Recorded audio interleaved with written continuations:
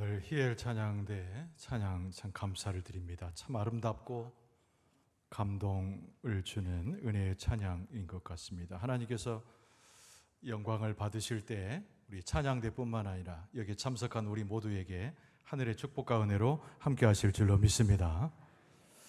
오늘은 예배서 4장 17절 이하의 말씀을 가지고 새 사람을 입으라, 오늘 말씀에서 나오는 구절을 따서 제목을 그렇게 잡았습니다. 새 사람이 있다면 옛 사람이 있다는 것을 대조적으로 설명하고 있는 것이죠. 우리의 모든 생애는 예수 그리스도를 믿기 전과 예수 그리스도를 알고 나서 믿음의 생활을 하는 삶으로 나누어집니다. 그 성경은 분명하게 그리스도의 십자가로 줄을 긋고 우리의 삶 권면을 멈추고 있지 않지요. 여러분, 바다에 가면은 바다에 해산물이 참 많습니다. 근데 그 중에 꽃게를 비롯해서 게의 종류가 우리의 눈에 띄는 경우들이 많이 있죠. 근데 여러분, 게 종류 중에 소라게라고 하는 종류가 있다고 합니다. 소라게. 이게 소라를 자기 집으로 삼고 사는 그런 게의 종류예요. 근데 소라게도 두 가지 종류가 있습니다. 하나는 뭐냐면 태어날 때부터 소라를 자기의 껍데기로 지고 살아가는 소라게가 있어요. 근데 또 반대로 태어나면서부터 뒤에 껍질이 없어가지고 장성하면서 소라를 계속 찾아가는 그런 게의 종류가 있다고 합니다. 두 종류지만은 그러나 전체적으로 소라게라 이렇게 불러요. 그런데 껍질을 찾아가는 이 소라게의 운명이 참 기구합니다. 자기가 등지고 있어야 할, 자기 집으로 삼아야 할 이 소라를 발견하지 못할 때 이 소라게가 정처 없이 이곳저곳을 다니게 되는데 그 소라게에 딱 눈에 띄는 빈 소라 껍질을 보게 된다는 거예요. 이 해산물을 연구하는 사람들에 의해서 영상도 나와 있습니다만은 이 소라게가 그런 껍질 소라를 발견하게 되면 어떻게 됩니까? 머리가 꽤 좋아요. 집게를 양쪽으로 벌려가지고 그 소라 입구에 자기가 들어갈 만한가 그렇지 않은가를 잰다는 거예요. 그래서 마땅하면은 그 소라게가 소라 껍질 속으로 들어갑니다. 근데 거기서 오랜 동안 사는 것이 또 아니에요. 소라게가 소라 속에 몸을 감추고 있다가 제법 몸집이 커지게 되면 그 소라 껍질을 버리게 됩니다. 또 그렇지 않아도 실증이 나면은 어느 때가 지 맘대로 껍질을 버려요. 그리고 또 다른 껍질을 찾아서 이곳저곳으로 다니다가 아까 말씀드린 대로 또 발을 요만큼 들어 올려 가지고 그 입구를 확인한 다음에 자기 배로부터 쑥 집어 들어가서 소라 속에 산다는 거예요. 그게 소라게의 일생이고 습성입니다. 껍질을 쫓아가는 소라게 모양이 굉장히 우습잖아요. 흥미를 줍니다. 그런데 여러분, 우리의 삶 속에서도 그리스도인이라고 하면서도 자기의 제대로 된 껍질을 찾지 못해서 이 소라게 운명처럼 이곳저곳을 헤매이는 사람들이 가끔 있음을 보게 됩니다. 마음이 근본적으로 변화되지 못한 사람, 성령의 은혜 가운데서 심령 자체가 변하지 못한 사람, 마치 껍질을 찾아서 이것저것으로 헤매는 소라게처럼 자기의 둥지를 찾아서 쫓아다니는 일부의 그리스도인이 있다고 하는 거예요. 주일을 맞이하게 되면 이 그리스도인들은 어떻게 합니까? 주일이라고 하는 경건의 껍질을 자기에게 입혀옵니다. 그러나 하루가 지나서 월요일이 되면은 세상 껍질을 쫓아서 이곳저곳으로 다니다가 물질의 껍질, 허망한 것의 껍질, 명예의 껍질을 찾아가지고 다시 그것을 둘러쓰는 그리스도인들이 있다고 하는 얘기죠. 이름은 그리스도인인데, 이름은 예수 그리스도를 쫓아가는데, 그 이름은 하나님의 백성인데 그가 둥지로 틀고 있고 집으로 삼는 껍질은 마치 소라게의 어리석은 모습처럼 이런 모양 저런 모양으로 세상과 하나님의 지경을 오고 가는 형편에 있는 사람들이 의외로 많다는 겁니다. 그래서 사도 바울은 서신을 통해서 초대교인들을 독려했습니다. 로마서에 보면은 어둠의 옷을 벗고 빛의 갑옷을 입으라 이렇게 권면하는 거예요. 자고로 그리스도인이라고 한다면, 하나님의 백성이라고 한다면 정해진 껍질 가운데 살아가야 하는데 하나님이 주시는 영적 껍질을 지닐 것을 요청하는 사도 바울의 표현이라고 할 수 있습니다. 여러분, 고린도 후서에서는 하늘에 있는 영원한 생명을 덧입기를 원하노라, 이렇게 사도 바울이 표현했어요. 하늘에 있는 영원한 것으로 우리의 둥지와 껍질을 삼으라는 얘기죠. 그리고 오늘 본문의 말씀도 어김없이 에베소 교인들에게 권면하기를 옛사람을 벗어버리고 그리고 새 사람을 입으라, 이렇게 말씀합니다. 마치 옷을 입듯이, 마치 우리의 둥지를 찾아가듯이 우리가 처해 있는 삶의 모든 것을 방어할 만하고 우리의 피난처로 삼을 만한 그 무엇, 근데 새 사람을 입으라. 오늘 사도 바울은 그렇게 권면하고 있습니다. 여러분, 새 사람이 무엇입니까? 여러분, 쉽게 우리는 이해할 수 있어요. 예수 그리스도는 온전하신 분이지요. 그래서 온전하신 예수 그리스도를 닮아 나아가 완전한 새로운 삶을 살아가는 사람, 오늘 본문의 말씀에 나오는 새 사람의 정의입니다. 우리는 옛 모습을 가지고 살아갈 수 없어요. 아까 비유에서도 이야기했듯이 이곳저곳을 다니면서 여러 가지 모양의 껍질을 지니고 그리스도인이 아는 것처럼, 어쩔 때는 하나님의 백성인 것처럼 좌지우지되는 삶을 우리는 살아갈 수 없습니다. 오늘 사도 바울이 표현한 대로 우리는 옛 것을, 옛 모습을 벗어버리고 새 사람을 입을 수 있어야 됩니다. 축복의 말씀을 드립니다. 예수 그리스도와 함께 옛 모습, 옛 사람을 벗어버리고 새 사람을 입는 여러분과 저의 모습이 될 수 있기를 주의 이름으로 축원합니다. 근데 오늘 본문의 말씀 가운데 사도 바울은 무엇을 이야기해 줍니까? 우리가 새 사람을 입기 위해서는 새로운 삶, 새로운 생각, 새로운 삶으로 뒤바뀌어지기 위해서는 반드시 우리가 먼저 행해야 할 것이 있음을 가르치고 있습니다. 그것이 첫 번째는 뭐냐면 유혹의 욕심과 썩어져가는 구습을 끊어낼 수 있어야 된다는 얘기예요. 여러분, 한번 따라서 합시다. 유혹의 욕심과 구습을 끊어내야 합니다. 오늘 본문의 말씀 22절에 보면은 너희는 유혹의 욕심을 따라 썩어져가는 구습을 따르는 옛사람을 벗어버리고, 이렇게 말씀하고 있습니다. 오늘 서신을 받고 있는 사람들은 예배소 교회 사람들이에요. 여러분, 예배소 교회인들은 굉장히 성실한 사람들이었습니다. 영적인 것을 흠모하는 사람들이었습니다. 하나님의 말씀을 그 누구보다도 찾아가서 듣고자 했던 사람들입니다. 그래서 영적인 모습이 성장했어요. 심령의 상태도 변화되었습니다. 그러나 예배소 교인들의 한계가 있었는데 사도 바울이 지적한 대로 옛 모습, 구습 그대로 살아가는 그들의 형식과 삶이 그대로 남겨져 있었다는 겁니다.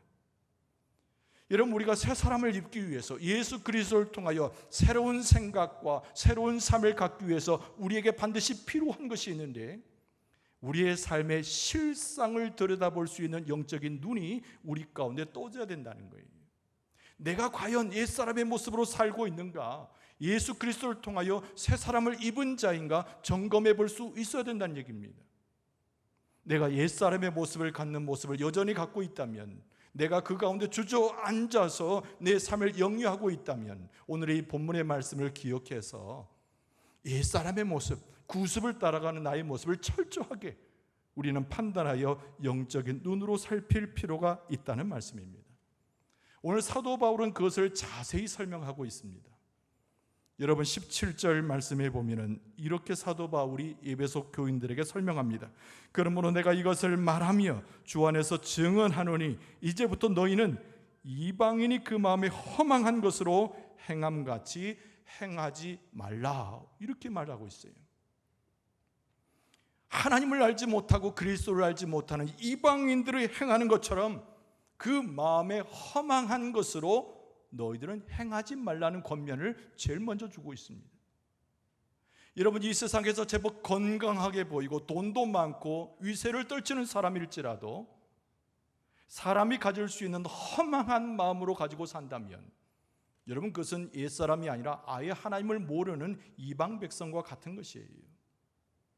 내 삶의 목표가 물질이 되어지고 내 삶의 수완과 모든 것들이 이기적인 것이고 항상 생각하는 것마다 먹고 마심에 내 삶에 집중되어 있다면 사도 바울은 그것은 이방인들이 행하는 허망한 것을 쫓아가는 옛사람의 모습이라는 것을 가르치고 있습니다. 여러분, 새 사람을 입는다는 것은 새로운 목표를 갖는 것이에요. 예수 그리스도를 통해서 뚜렷한 목표 의식을 가지고 살아가는 삶입니다. 그런데 우리의 눈이, 우리의 생각이, 마음이 세상적인 허망한 것에 맞춰져 있다면 우리는 그리스도인이라 이름을 부르고는 있지만 여전히 우리는 옛사람의 모습에 잠겨져 있는 모습이라는 것을 알아야 된다는 거예요.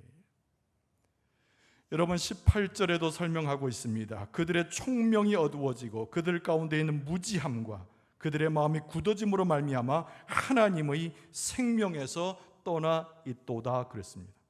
총명이 어두워지고 그 마음 가운데 무지함 때문에 마음이 굳어져서 무엇을요? 하나님의 생명에서 떠나 있다는 거예요. 이것이 옛사람의 모습입니다. 항상 우리는 자신하는 사람들이 있어요. 내가 무엇이든지 할 수 있다라고 자신하는 사람들이 있어요. 좋아요, 멋있어 보입니다. 그러나 그 가운데 숨겨져 있는 것은 하나님을 부정하는 마음이요, 하나님을 따라가고자 하는 그 어떤 마음도 없는 사람의 모습임을 기억해야 되는 거예요. 하나님의 말씀에 관심이 없고 하나님의 명령하신 것에 아랑곳하지 않고 자기의 욕심만 드러내고 자기의 말만 이야기하고 자기의 판단을 앞세우는 것. 사도 바울은 그것을 뭐라고 말합니까? 하나님의 생명에서 떠나 있는 자의 모습이라는 거죠.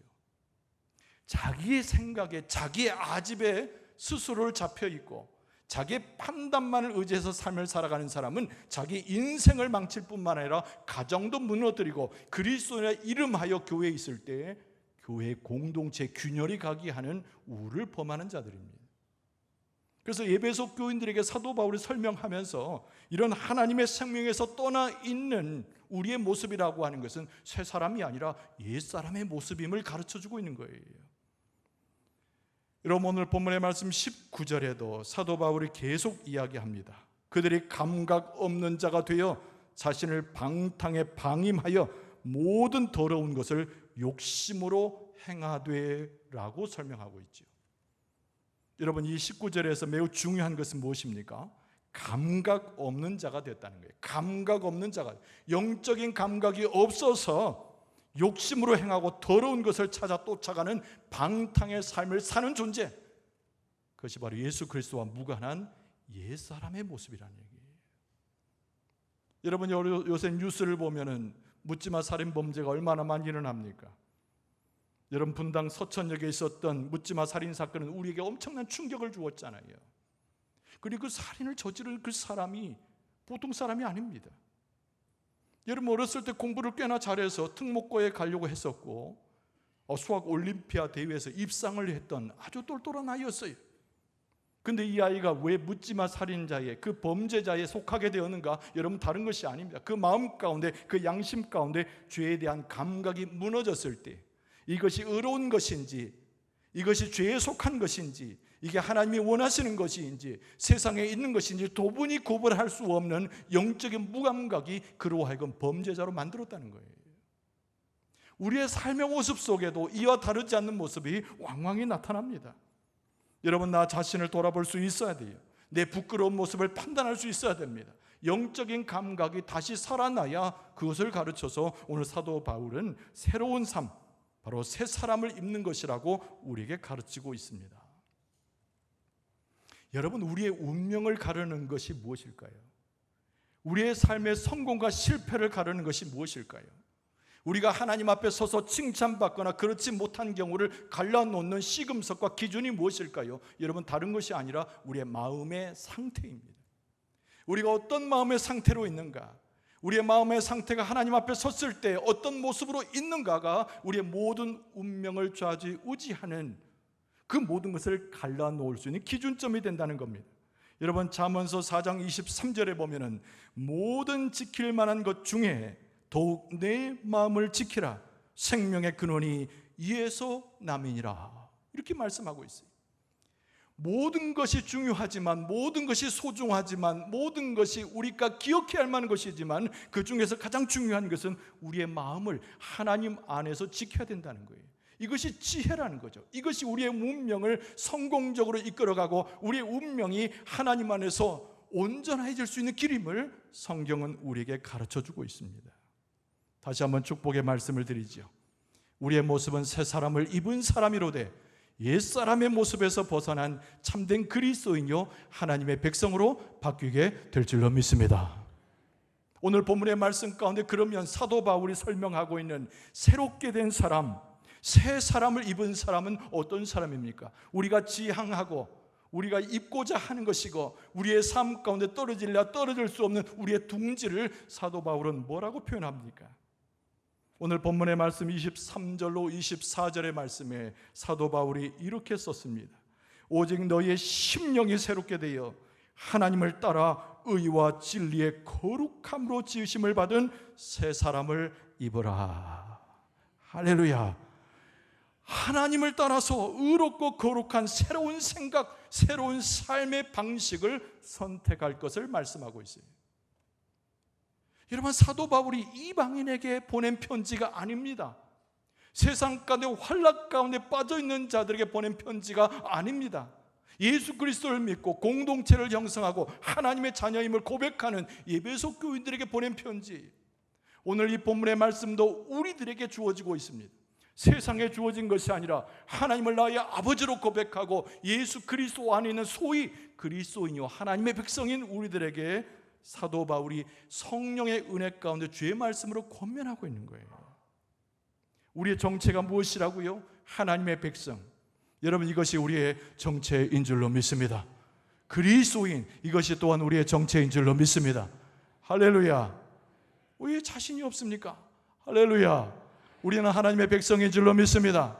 우리는 그리스도인인 줄로 믿습니다. 우리는 성령의 사람인 줄로 믿습니다. 그러면 하나님의 백성된 자답게, 그리스도인 된 자답게, 성령의 사람인 자답게 우리의 삶을 살아가야 되는 거예요. 사도 바울이 에베소 교회 이미 예수 그리스도를 알고 공동체를 이룬 사람들에게 오늘을 살아가는 그리스도인이고 하나님의 백성된 자에게 오늘 권면하기를, 너희들은 옛사람의 모습에서 벗어나서 옛사람의 모습을 벗어버리고 새 사람을 입으라, 이렇게 권면하고 있는 것은 우리의 생각과 뜻과 우리의 삶 자체가 그리스도인의 삶으로, 하나님의 백성의 사람으로, 성령의 사람의 본 모습으로 살아갈 것을 권면하고 있는 거예요. 근데 24절 부분의 한 부분이 매우 중요하죠. 거룩함으로 지으심을 받은 새 사람, 이렇게 정의를 했습니다. 사도 바울이 강조하고 있는 새 사람은 하나님의 거룩, 예수 그리스도의 거룩함으로 지으심을 받은 새 사람이라는 거죠. 이 거룩이란 말이 너무 중요해서 두 가지로 나누어서 새 사람의 의미를 찾습니다. 첫 번째는 뭐냐면 하나님의 자비를 갖는 거예요. 하나님께서 우리를 보시니까 우리는 죄악 가운데 죽어갈 수밖에 없습니다. 근데 십자가 위에 나타난 것은 하나님의 자비예요. 하나님의 공의도 정의도 아닌, 우리 죄를 정죄하는 무엇도 아닌 하나님의 자비입니다. 그래서 하나님의 거룩을 배워 새 사람을 입는 사람은 이 하나님의 자비함을 배울 수 있는 사람이에요. 여러분, 누가복음 10장에 보면은 하나의 이야기가 나오는데, 우리가 너무나 잘 아는 강도 만난 사람의 이야기가 나옵니다. 예루살렘으로 가는 길에 협착한 길 여리고를 지나가고 있는 한 사람이 있었습니다. 근데 그 협착한 길에서 강도를 만났어요. 그리고 강도에 의해서 물건도 다 빼앗기고 거반 죽게 되는 생명의 상태에 이르게 됩니다. 피투성이가 돼서 길가에 쓰러져 있었습니다. 예수님께서 이 비유로 말씀하셨는데, 지나가는 사람이 있었습니다. 제사장이 먼저 나타납니다. 근데 제사장이 그냥 보고도 지나갑니다. 레인이 나타납니다. 레인도 그냥 지나갑니다. 아마 성전의 제사 의식이 바쁘기 때문에 지나갔을지 모르나, 그러나 예수님께서 강조하신 것은 거반 죽게 된 이 사람을 돌보지 않고 그들의 부류가 지나갔다는 것이죠. 근데 한 사람이 나타나는데 이 사람의 정체는 사마리아 사람입니다. 이름도 없습니다. 빛도 없습니다. 이 사람의 사마리아 사람이라는 것은 천대받은 사람, 많은 사람들이 보기에 신앙적으로 인정할 수 없는 사람, 개와 같은 사람, 이방인 사람. 그러나 그 사람이 지나갈 때 쓰러져 있는 강도 만난 사람을 보고 이런 마음을 품었어요. 무슨 마음입니까? 불쌍히 여기는 마음을 품었어요. 지나갈 수 없었습니다. 사마리아 사람, 이 사람의 마음에는 이미 강도 만난 자에 대한 불쌍함과 연민의 정을 느꼈기 때문이죠. 이 사람을 들쳐 업었습니다. 그리고 여관으로 데리고 갔습니다. 주막에 있는 주인에게 치료해다 주고 씻어달라고 요청하고 돈까지 주었습니다. 사마리아 사람은 돌아갔지만 그러나 다시 올 것을 약속했기에 그 장소로 돌아왔을 것입니다. 예수님께서 이 말씀을 제자들에게 하셨어요. 그리고 예수님께서 제자들에게 묻습니다. 누가 강도 만난 자의 이웃이냐? 사람들이 사마리아 사람이라고 표현하지 않습니다. 뭐라고 답합니까? 자비를 베푼 사람입니다. 할렐루야. 하나님의 거룩을 덧입어서 하나님의 그 은혜 가운데 진리와 그 의를 행하는 새 사람, 그 사람은 하나님의 자비를 배우고 그리스도의 자비를 배워 자비를 동료에게, 이 세상 사람들에게 선포하고 베풀어주는 사람, 바로 그가 하나님의 거룩을 실천하는 새 사람임을 가르쳐 줍니다. 여러분, 두 번째로 하나님의 속성과 성품은 무엇입니까? 당연히 하나님의 정결입니다. 이것이 거룩의 가장 본질적 표현입니다. 하나님의 제일 된 속성이고 하나님의 백성이라고 한다면 이 하나님의 속성인 거룩을 배워야 해요. 여러분, 우리가 성경에 보면은 얼마나 많이 하나님께서 사랑하셨는가라고 하는 것을 알게 되는 일련의 많은 사람들이 등장합니다. 여러분, 그 중에 하나님의 사랑을 크게 받은 사람은 다른 사람이 아닌 다윗을 꼽을 수가 있습니다. 그런데 하나님께서 왜 이렇게 다윗을 사랑하셨는가? 여러분, 얼마나 하나님께서 다윗을 사랑하셨는가? 여러분, 다윗의 생애를 보면서 우리는 그것을 질문하고 답변을 찾을 수가 있습니다. 하나님께서 다윗을 얼마나 사랑하셨는지 다윗의 후손 가운데 예수 그리스도를 나시게 했습니다. 다윗의 한참 후의 후손들까지 예수님을 부르면서 연호하기를 다윗의 자손 예수여 이렇게 부를 만큼 예수 그리스도의 버금가는 하나님의 사랑을 입은 자가 다윗이었습니다. 아까 지는 질문, 다윗이 왜 하나님 앞에 그렇게 사랑받았을까요? 여러분, 다른 것이 아닙니다. 하나님의 성품을 닮아서 하나님의 정결함을 추구했던 사람이 바로 다윗이었기 때문입니다. 그러나 실제로 다윗의 면면을 보면 그는 정결한 사람은 아니었습니다. 그는 범죄자였습니다. 가늠한 사람이었습니다. 살인한 사람이었습니다. 그럼에도 불구하고 하나님의 거룩한 정결이란 차원에서 왜 하나님은 다윗을 그토록 사랑하시고 축복하셨는가?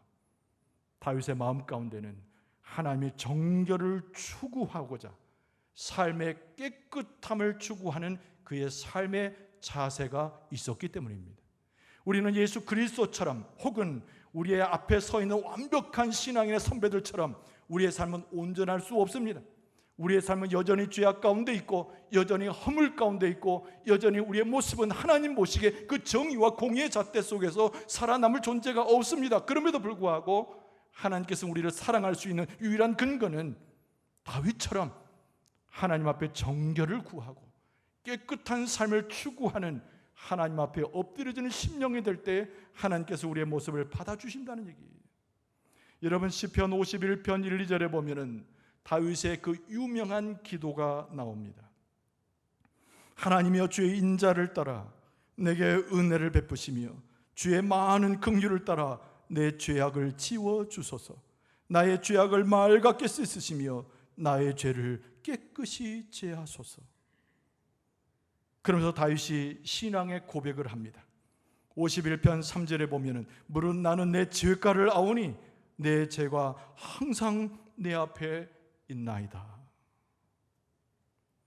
다윗은 하나님 앞에 섰을 때 자기가 얼마나 심각한 죄인인가를 알았던 거예요. 자기 마음에 감추어진 삶에 있었던 죄악을 그 누구보다 기억했던 사람이 다윗이었다는 거예요. 그러나 다윗의 기도는 하나님의 은혜와 하나님의 긍휼과 그 하나님의 정결로서 나를 씻어달라는 절실한 하나님께서 인정하실 만한 기도를 하나님 앞에 드렸다는 겁니다. 내가 정갈치 못함으로, 내가 거룩하지 못함으로 하나님 앞에 설 수 없나이다라고 하는 이 솔직한 고백이 다윗의 고백이고 그의 기도였다는 거예요. 하나님의 거룩은, 하나님의 용납하심은 다윗을 용납하고 받아들이셨기 때문에 다윗을 사랑하셨고 그것이 새로운 사람임을 오늘 또 사도 바울은 증거하고 있는 것입니다. 여러분, 우리의 마음에는 두 가지 통로가 있다라고 이야기합니다. 이 두 가지 통로, 구멍과 같은 통로가 있는데, 여러분, 한 통로에는 썩은 물이 쏟아져 나와요. 그러나 한 통로에는 맑은 영의 물이 쏟아지고 있습니다. 양쪽의 모습을 번갈아 가며 사는 존재, 그것이 우리의 모습이죠. 그런데 성령의 역사 가운데서 우리의 모습 가운데 막아야 되는 통로는 당연히 썩은 물이 흘러나오는 그 통로를 막아낼 수 있어야 된다는 거죠. 우리는 비록 두 개의 통로로 그대로 살아가지만은 오염되고 더러운 것들을 쏟아내는 그 통로를 그대로 유지하고 살지만, 성령의 역사와 그리스도의 힘으로 그 통로를 막아낼 수 있는 능력을 경험해야 된다는 거예요. 그리스도인이라고 부르면서도, 하나님의 자녀라고 이야기하면서도 여전히 악취가 나는 그 통로에서 흘러나오는 썩은 물을 그대로 방치하는 우리의 삶이 너무나 다반사이고 우리의 삶 가운데 자연스러운 것이 되고 말았다는 것이죠. 우리는 여전히 두 가지 통로에서 두 가지 대조할 수 없는, 함께 할 수 있는 물이 흘러내리고 있지만, 우리는 한 통로에서 나오는 영적인 맑은 물만 쏟아져 나오도록 하나님 앞에 기도하고 성령의 사람으로 살아갈 수 있어야 된다는 거예요. 하나님께서 가장 원하시는 것이 무엇일까? 하나님 앞에 진실한 사람이에요. 정직한 사람입니다. 정결을 구하는 사람이에요.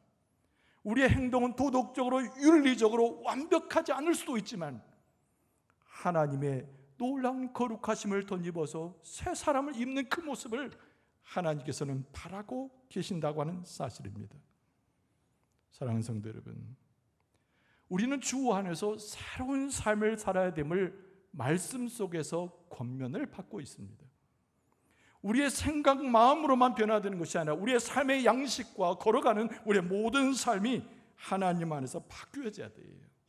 그 오늘 말씀에 이른 것처럼 우리 안에 의와 진리와 거룩을 하나님께서 넣어주신 것처럼 그것을 우리가 의지하게 되고 그것을 따라가게 될 때 옛사람의 모습을 벗어버릴 뿐만 아니라 새 사람의 옷을 입게 될 줄로 믿습니다. 오직 너희의 심령이 새롭게 되어 하나님을 따라 의와 진리의 거룩함으로 지으심을 받은 새 사람을 입으라. 오늘 이 말씀을 잘 기억해서 마음판에 새겨서 옛사람을 벗어버리고 새 사람을 입어 참된 그리스도인으로 하나님의 백성으로 살아가는 여러분과 저의 모습 되어줄 수 있기를 주의 이름으로 축원합니다.